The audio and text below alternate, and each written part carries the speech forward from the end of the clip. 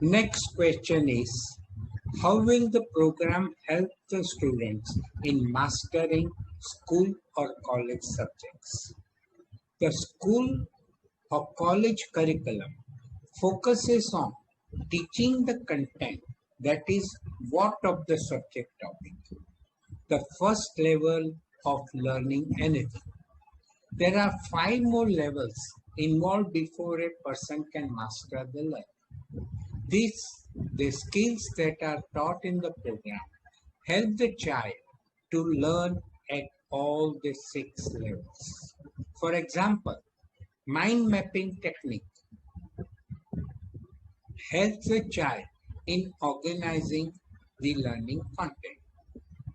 There are about 150 skills that address the learning issues involved in all the levels of learning.